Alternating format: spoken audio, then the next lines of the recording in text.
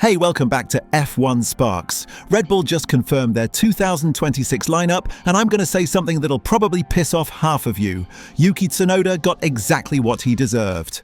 Now, before you rage quit, hear me out, because what just happened to Yuki is about to happen to Isack Hadjar, and there's one crucial detail everyone's missing. 6 drivers in 5 years, all of them destroyed or damaged by the Max Verstappen machine, and Red Bull keeps pretending their second seat isn't a career graveyard. But here's where it gets interesting. Hadjar might actually have the best shot at survival out of all of them.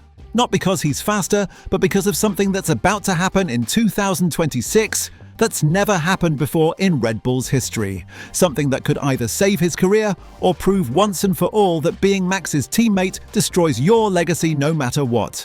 I've got the numbers, the brutal lessons from Yuki's sacking, and the one technical reason why 2026 might actually be different.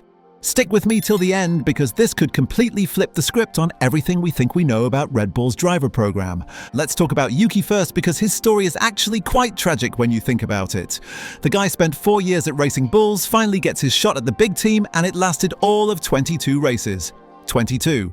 He came in at Japan round 3 after Lawson had 2 absolutely nightmare weekends, and you know what? His start wasn't terrible. He was scoring points early on, got into Q3 3 times in his first 4 weekends, and was running about 3/10 off Max. Not great, but it was a foundation to build from.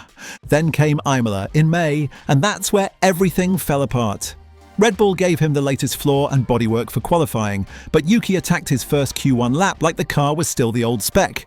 He turned into the second chicane, the front was more positive than expected, the rear snapped, and he smashed it into the wall.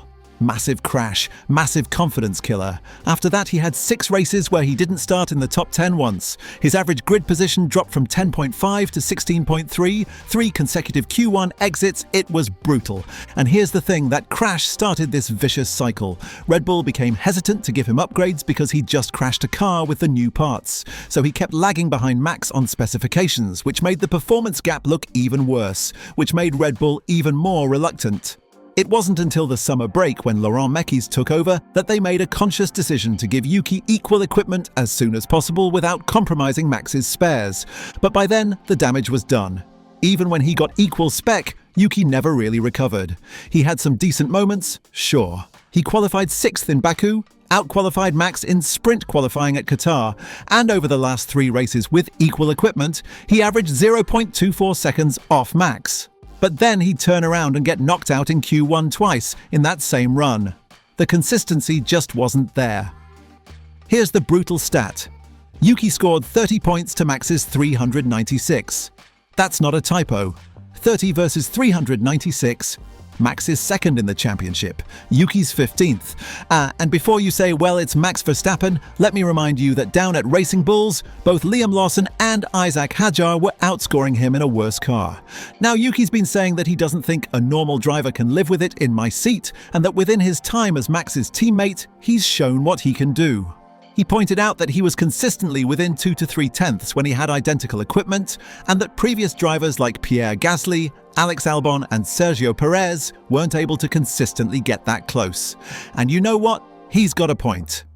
But the problem is, being close isn't enough at Red Bull. They don't want close, they want World Championship material. Let me throw something out there though. If Yuki had maintained that 0.24 second average gap all season, he'd have been in the top 6 on the grid more often than not. Red Bull would be second in the Constructors' Championship. The entire season would look different. But that's the thing, he couldn't maintain it. He kept falling off that peak, and there's responsibility on both sides for that. So what did Yuki do to deserve this? Well, according to Red Bull, he simply wasn't good enough. They're an organization that creates world champions, and anything short of that is failure. That's the metric they've set for themselves. And after 5 years in F1, Yuki's shown nothing to suggest he's a world champion in waiting. Is he good enough for Formula 1? Absolutely. Is he good enough for Red Bull? Apparently not. Now enter Isack Hadjar. 21 years old, just finished his rookie season at Racing Bulls in 10th place in the championship with a podium at Zandvoort. Laurent Mekies is saying Hadjar has displayed great maturity, that he's proved to be a quick learner, and most importantly, that he has the raw speed that is the #1 requirement in this sport. They believe he can thrive alongside Max and produce the magic on track. But here's the $1 million question. Can he actually survive being Max's teammate? Because let's be real here, being the second driver at Red Bull has become the most cursed seat in Formula One. Since 2019, not a single driver has been able to match Max. Not one. The list is getting long now. Daniel Ricciardo, Pierre Gasly, Alex Albon, Sergio Perez, Liam Lawson, and now Yuki Tsunoda. All of them have either struggled massively or been shown the door. The issue is that Red Bull vehemently denies their car is built around Max, but come on, the guy favors unpredictability, oversteer, and an aggressive front end for quick rotation on corner entry. That philosophy has led them down a development path where the car has this incredibly narrow operating window. The smallest changes can move it from competitive to completely out of contention in the blink of an eye.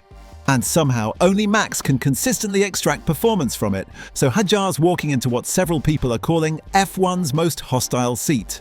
But here's where it gets interesting. He's coming in during 2026, which is the first year of completely new technical regulations.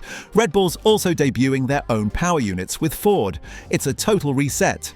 That means Hadjar has a genuine opportunity to get a march on Max before the Dutchman adapts to the new formula. Lewis Hamilton went from 7 world titles to double Q1 elimination in Qatar this year, partly because he struggles with ground effect cars. Who's to say Max will immediately dominate the next generation? Plus, Hadjar's already shown mental fortitude. Remember Australia? Formation lap crash, DNS, tears streaming down his face. He called it embarrassing himself. But he bounced back, kept his head down, and ended up on the podium at Zandvoort. That's not nothing. But let's not kid ourselves. The odds are stacked against him. Hadjar himself reportedly didn't even want this promotion, which is somewhat understandable given it's basically destroyed or set back the careers of everyone who's tried it. Fans are genuinely scared to watch this talented, emotional prospect enter what one journalist called the Lion's Den in 2026. The survival prospects are grim. Red Bull keeps throwing young drivers into the exact same scenario and expecting different results, which is bordering on professional negligence. Why do they think that with no changes to how they operate, a driver can somehow drive their way out of the second car problem? It doesn't make sense. And then there's Arvid Lindblad, 18 years old, about to become the only rookie on the 2026 grid, and he's stepping into Racing Bulls to partner Liam Lawson. This kid is special. He holds the record as the youngest race winner in both F3 and F2. At Silverstone last year in F3, he became the first driver in the championship's history to win every single race in one weekend, both the sprint and the feature. 4 victories in his rookie F3 season, a new record.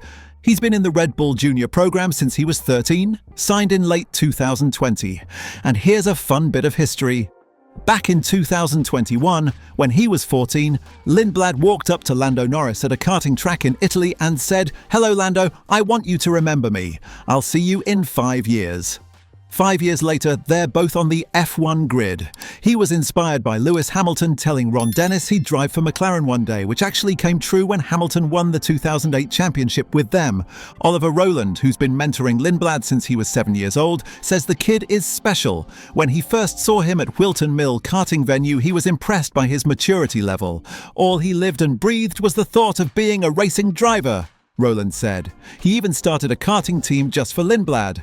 Helmut Marko was impressed after Lindblad's FP1 sessions, particularly in Mexico where he finished 6th, faster than Yuki Tsunoda with the same equipment and quickest of the 9 rookies in that session. He was told, "Don't do anything wrong, don't crash the car," but he still delivered, Marko said. His technical feedback was also impressive. But here's the concern. Has Lindblad been promoted too early? His F2 season has been mixed. He won in Jeddah and Barcelona, but since Barcelona, he's only been on the podium once. He's 6th in the championship with 1 round to go. Compare that to this year's F2 champion Leonardo Fornaroli, and Lindblad hasn't exactly set the world on fire. Some people think he needs another year in F2 to gain more experience and refine his skills. Red Bull clearly disagrees. They see him as a long-term candidate for their senior team, perhaps even as a future partner or successor to Max. At 18, he's being thrown into F1 in the same way Mercedes threw in Kimi Antonelli. It's sink or swim time. And what about Liam Lawson in all this?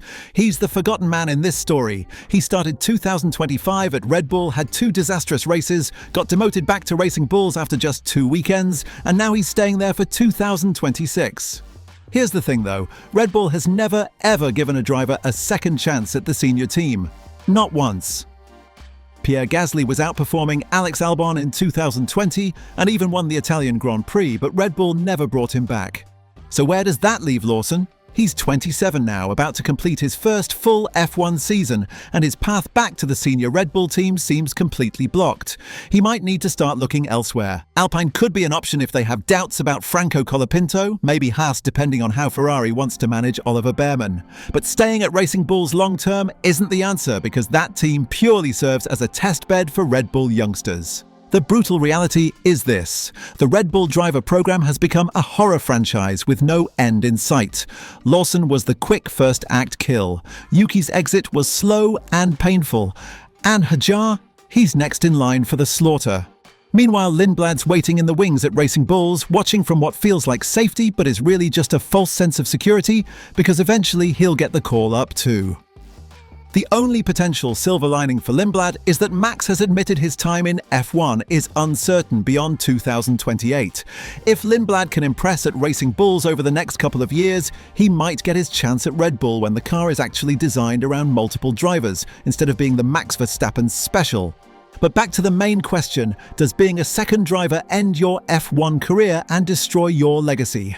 Well, look at the evidence. Gasly recovered and he's doing all right at Alpine. Albon bounced back and he's rebuilding his reputation at Williams. Perez had a long career, but his time at Red Bull definitely tarnished his final years. But all of them have this asterisk next to their names now. Couldn't handle being Max's teammate? The lesson from Yuki's sacking is pretty clear. At Red Bull, being good isn't good enough. You need to be great, and you need to be great consistently. One bad crash at the wrong time can spiral into months of underperformance, and once you're in that spiral, it's nearly impossible to recover. The team's support only goes so far when the points gap looks like the Grand Canyon. So what do you think? Is Hadjar walking into a death trap, or does the 2026 regulation reset give him a genuine fighting chance? Can Lindblad handle the pressure at 18, or is Red Bull rushing him into F1 too soon?